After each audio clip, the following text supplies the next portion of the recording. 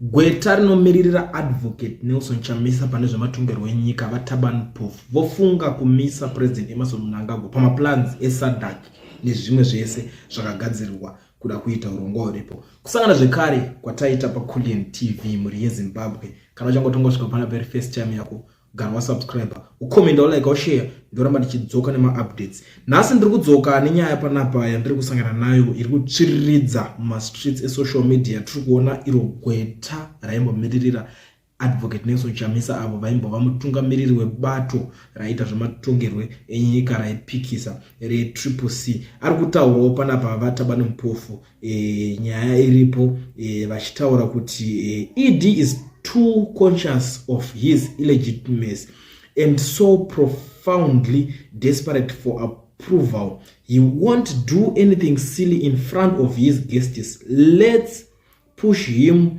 within the limits of our constitutional right. I repeat, let us deal with him lawfully. This man is fragile. Ndo mashoko ari kutaurwa panapa naava vanozvita Advocate Turban Proof. Nyaya iyoyo yamuka ichipisa kwenze mastreets emuTwitter. Mubva vadzoka futi neimwe vachitaura panapa vari kudedzera kuti the SADC chairmanship is elected for 1 year on the basis of rotation. Since the chair is elected on the basis of rotation, this is now Zimbabwe's turn.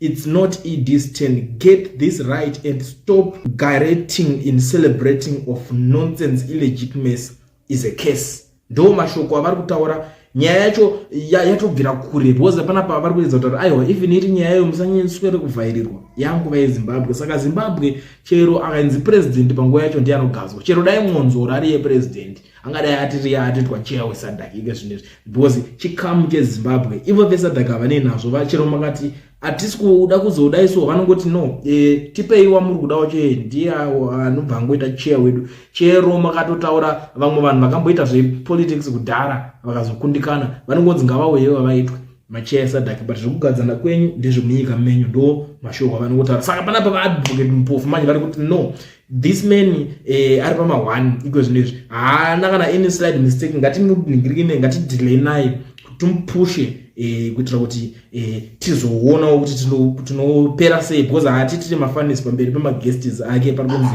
ari desperate kuti achiendodoswa because iye ari kunzi illegitimacy. Nyaya yeningirike nisiyomo report iya yakaitaurwa ndo inenge yakanyatsomubata. Saka panapa Mpofu ari kuedza kunyatsotaura mashoko ake achitaura kuti ED is too conscious of his illegitimacy. Saka kureva kuti anything chamunenge muchikwanisa kuita ndo chaari kukurudzira kuti ngatitoita ipapa tione kuti tingaita sei naye. Ndo nyaya iripo. Amen. Munoionawo sei guys kuti zvinoshanda here?